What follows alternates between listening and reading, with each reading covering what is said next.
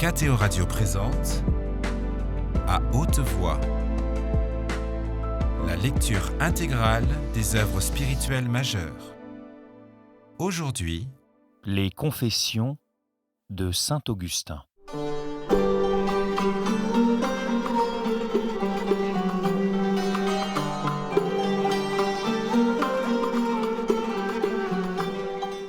Chapitre 21.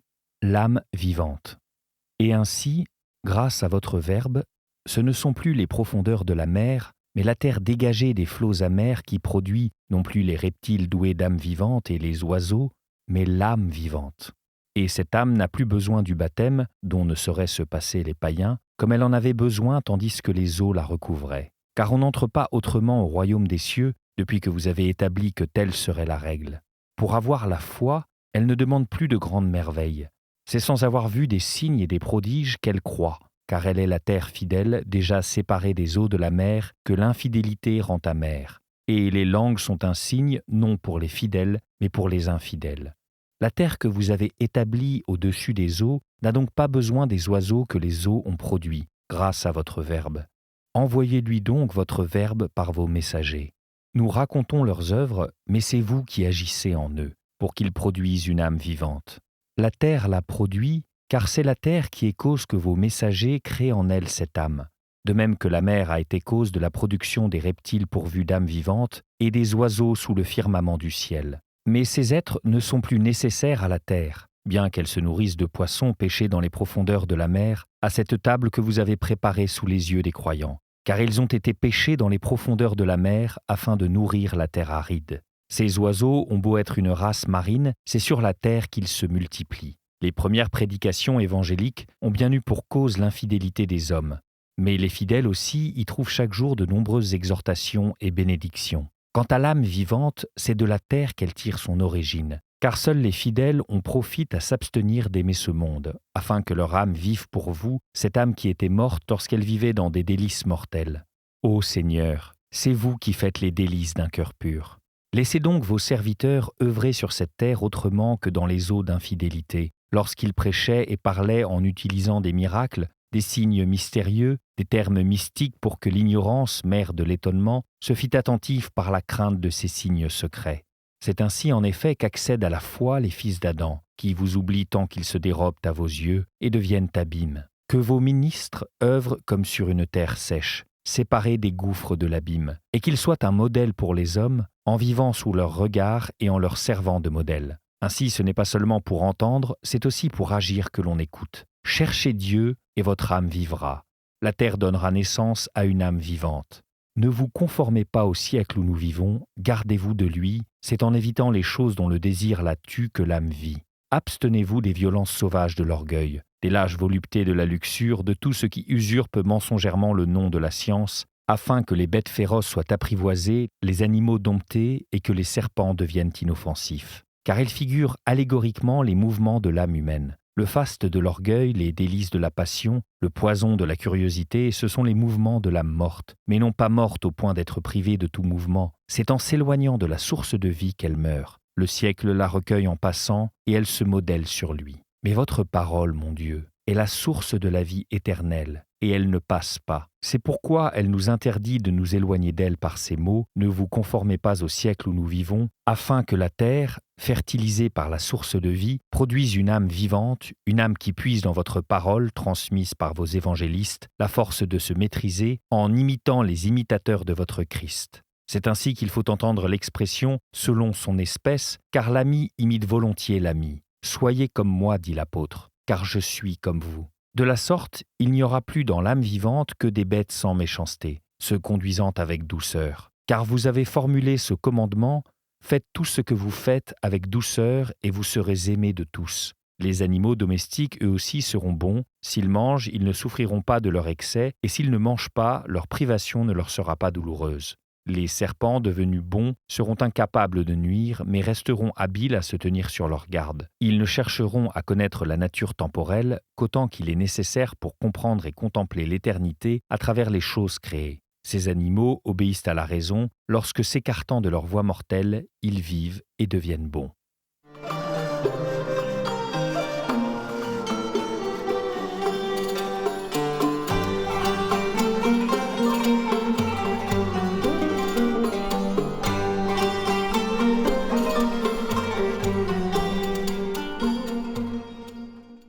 Chapitre 22. Sens mystique de la création de l'homme.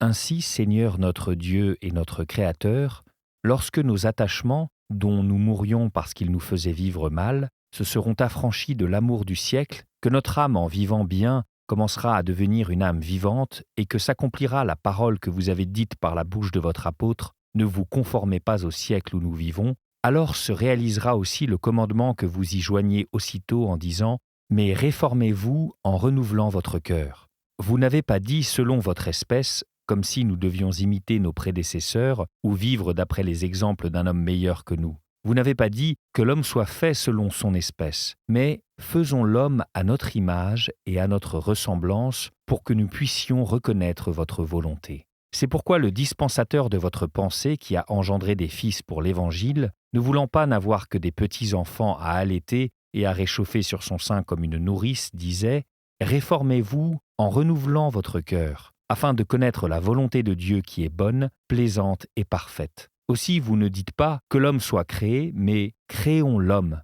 ni selon son espèce, mais à notre image et à notre ressemblance. Car celui dont le cœur est renouvelé et qui comprend et qui connaît votre vérité n'a plus besoin qu'un autre lui apprenne à imiter son espèce. En suivant vos leçons, il s'assure par lui-même de votre volonté qui est bonne, plaisante et parfaite. Vous lui enseignez, son esprit est capable de recevoir cet enseignement, à voir la trinité de l'unité et l'unité de la trinité. Voilà pourquoi, après cette parole au pluriel, créons l'homme, il est dit au singulier, et Dieu créa l'homme. Après ce pluriel, à notre image, ce singulier, à l'image de Dieu. Ainsi l'homme se renouvelle pour la connaissance de Dieu à l'image de son Créateur, et devenu spirituel, il juge de tout ce qui doit être jugé, et il n'est lui-même jugé par personne.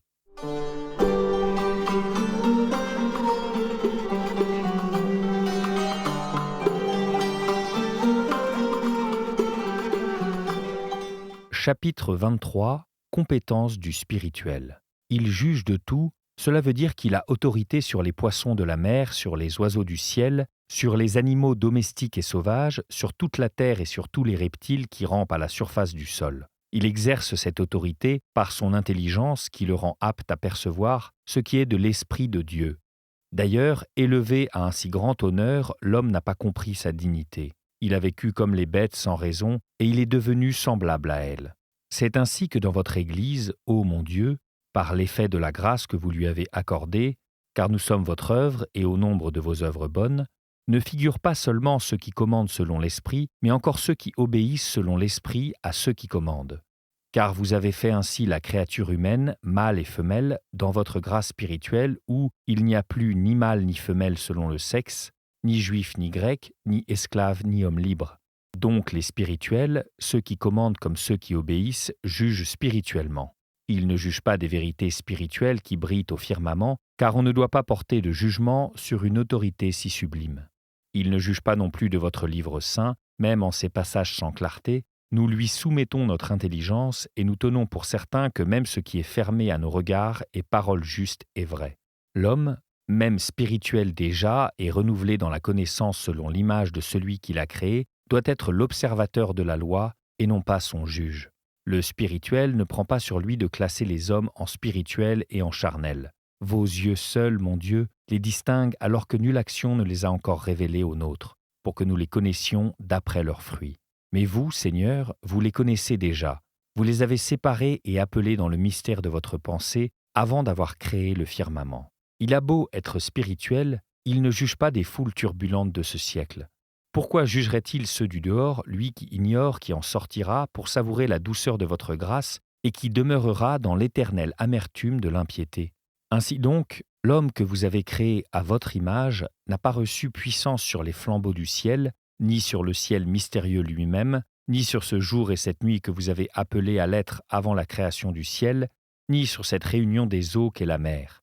Mais il a reçu puissance sur les poissons de la mer, sur les oiseaux du ciel, sur tous les animaux, sur toute la terre et sur tout ce qui rampe à la surface du sol.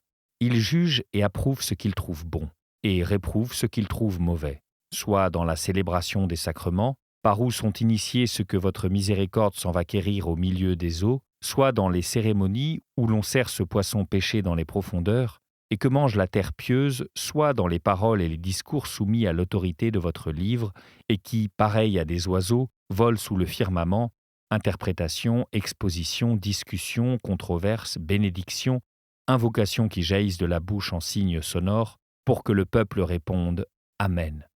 Il faut physiquement énoncer toutes ces paroles, et la raison en est dans l'abîme du siècle la cécité de la chair qui, dans son impuissance à voir la pensée, a besoin de sons qui frappent l'oreille. Ainsi, c'est sur la terre sans doute que les oiseaux se multiplient, ils tirent pourtant des eaux leur origine.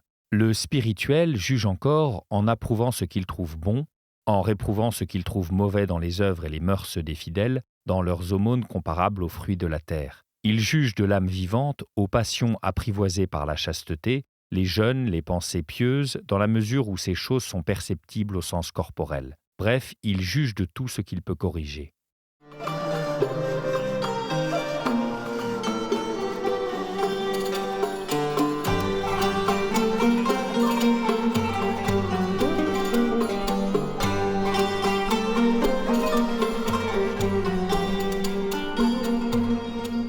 Chapitre 24. Croissez et multipliez. Mais qu'est-ce que cela?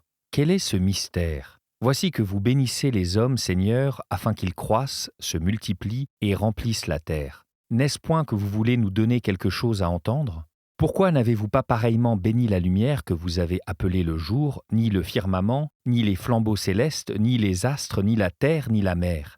Je dirais, mon Dieu, qui nous avez créés à votre image, je dirais que vous avez voulu départir spécialement à l'homme le bienfait de cette bénédiction si vous n'aviez béni également les poissons et les monstres de la mer afin qu'ils croissent, se multiplient, peuplent les eaux marines et les oiseaux afin qu'ils se multiplient sur la terre.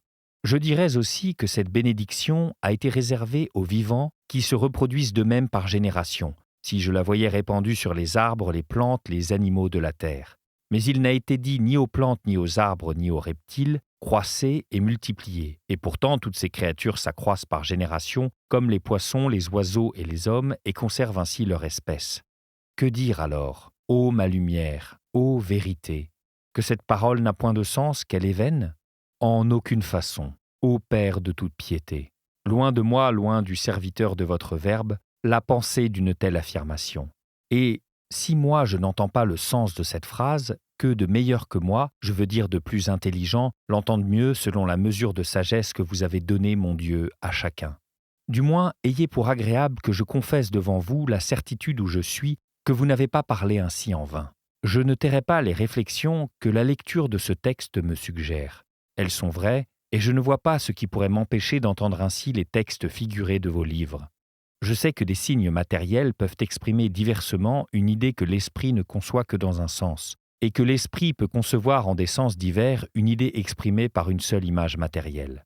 Telle est la simple idée de l'amour de Dieu et du prochain. De multiples symboles, d'innombrables langues, et dans chaque langue d'innombrables locutions lui donnent une expression sensible. C'est ainsi que croissent et se multiplient les productions des eaux. Prenez garde encore à ceci, vous tous qui me lisez. Voici une phrase que l'Écriture nous propose sous une seule forme et que la voix ne fait sonner que d'une seule manière. Au commencement, Dieu créa le ciel et la terre. Ne peut-elle pas être entendue diversement? J'écarte l'hypothèse de l'erreur et de la tromperie, selon que l'on adopte telle ou telle espèce d'interprétation pareillement vraie. C'est ainsi que croissent et se multiplient les descendances humaines. Si nous considérons la nature même des choses, non plus allégoriquement, mais au propre, la parole « croissez et multipliez » s'applique à toutes les créatures qui naissent d'une semence.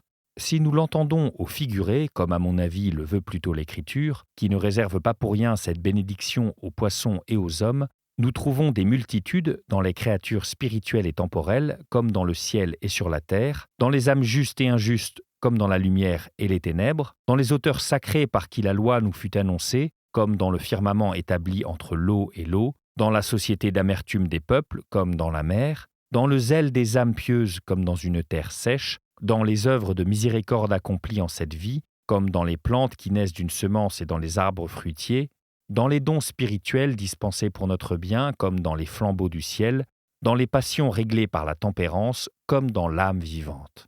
Dans toutes ces choses, nous rencontrons multitude, fécondité, accroissement. Mais cet accroissement et cette prolifération qui fait qu'une seule pensée peut être formulée de maintes façons et qu'une seule formule peut être comprise de maintes manières, nous ne les trouvons que dans les signes sensibles et dans les vérités intelligibles. Les signes sensibles, rendus nécessaires par la profondeur de notre aveuglement charnel, correspondent d'après moi aux générations des eaux. Quant aux vérités intelligibles, engendrées par notre féconde intelligence, elles sont figurées, à mon sens, par les générations humaines. Et c'est pour cela, Seigneur, que vous avez dit, je le crois, et aux eaux et aux hommes, croissez et multipliez.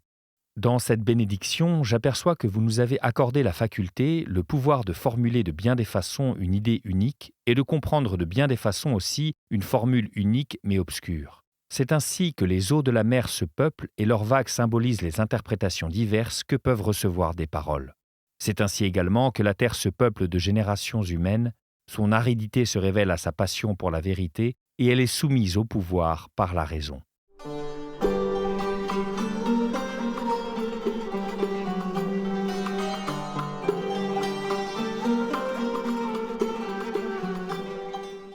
Chapitre 25. Les fruits de la terre.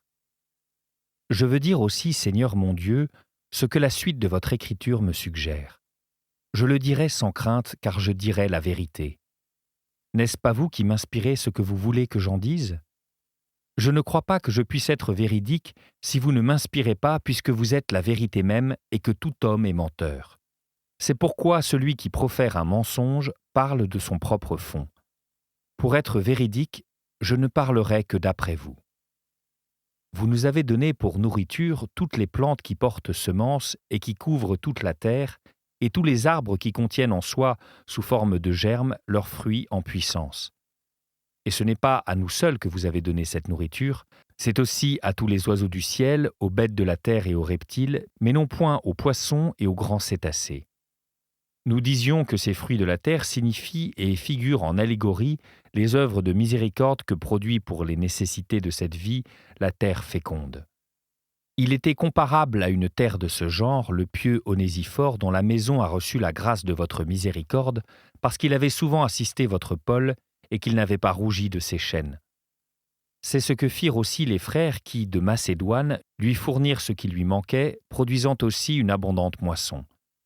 Et comme l'apôtre se plaint de certains arbres qui ne lui avaient pas donné le fruit qu'il lui devait, quand il écrit « Dans ma première défense, personne ne m'a secouru, tous m'ont abandonné, puisse cela ne point leur être imputé.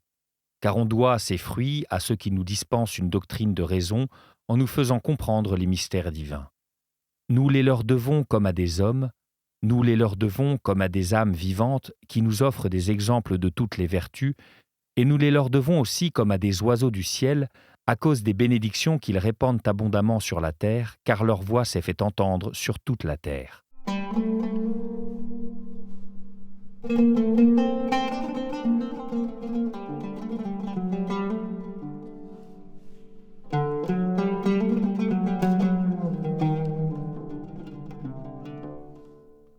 Chapitre 26. Le don et le fruit. Ils se nourrissent de ces aliments, ceux qui y trouvent leur joie. Mais ils n'y trouvent pas leur joie, les hommes qui se font un dieu de leur ventre.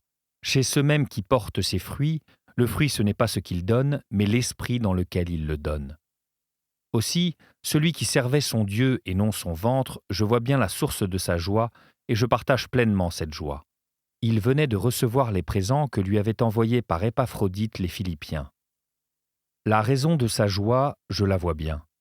C'est d'elle qu'il se repaît, car il dit en toute vérité « Je me suis grandement réjoui dans le Seigneur, en voyant enfin refleurir pour moi vos sympathies anciennes, dont vous vous étiez dégoûtés. » Les Philippiens avaient donc été en proie aux langueurs et comme au dessèchement d'un long dégoût. Ils ne produisaient plus le fruit des bonnes œuvres, et si Paul se réjouit, c'est pour eux parce que leurs sympathies ont refleuri, et non pour lui, parce qu'ils lui sont venus en aide dans son indigence. Car il dit ensuite « Ce n'est pas à cause de mes besoins que je parle ainsi. J'ai appris à me contenter de ce que j'ai. Je sais m'accommoder des privations et je sais m'arranger de l'abondance.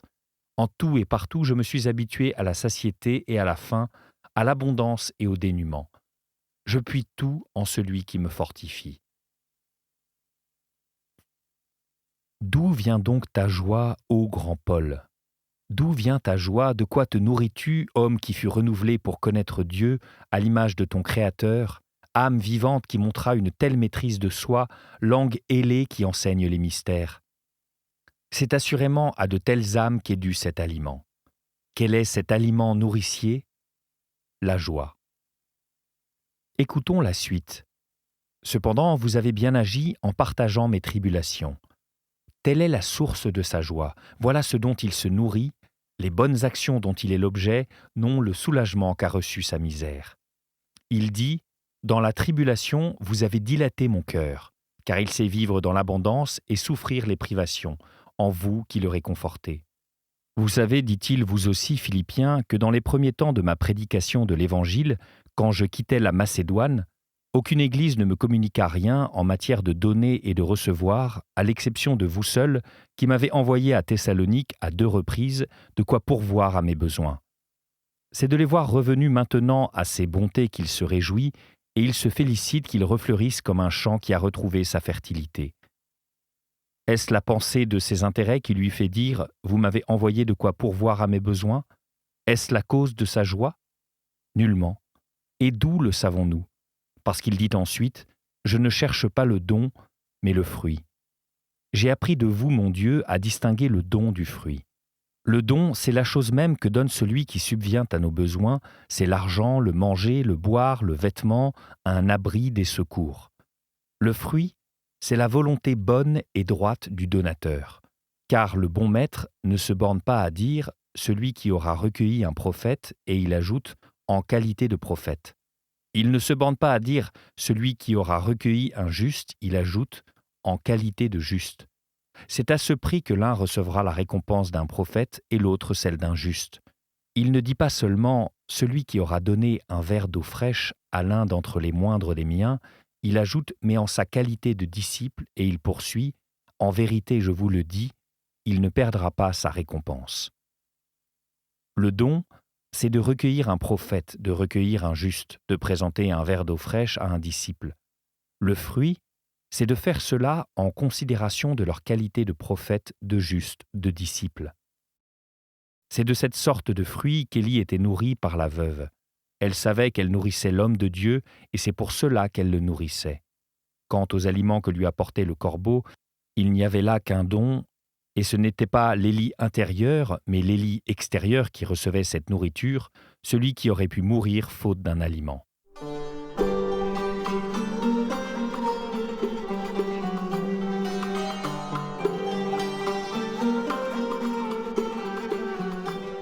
Chapitre 27.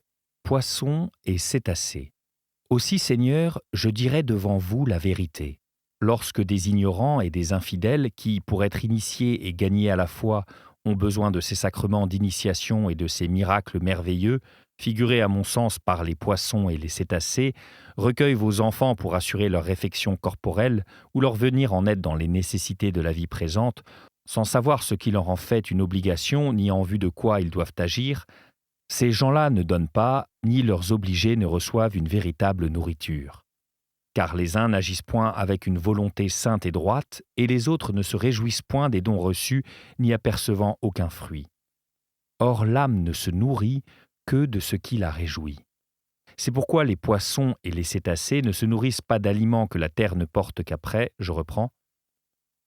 C'est pourquoi les poissons et les cétacés ne se nourrissent pas d'aliments que la terre ne porte qu'après avoir été dégagés et purifiés de l'amertume des flots marins.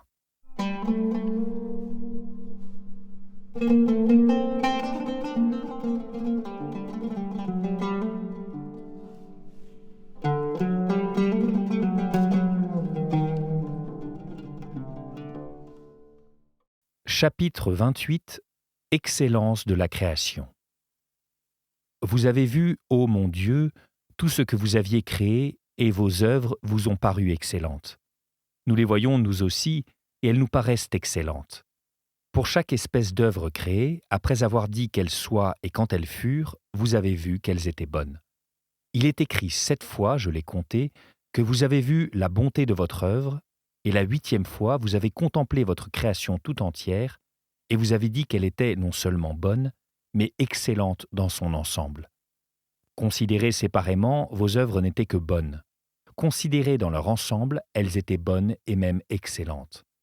La beauté des corps prête aussi au même jugement. Un corps, formé de membres tous beaux, est beaucoup plus beau que ces membres mêmes dont l'harmonieuse organisation forme l'ensemble, bien que considérés à part, ils aient aussi leur beauté. C'était À haute voix, une émission de KTO Radio. Aujourd'hui, les confessions de Saint-Augustin. Lecture, Fitzgerald Berton. Captation et réalisation, Gustave Schlicht et Thibaut Dagalier.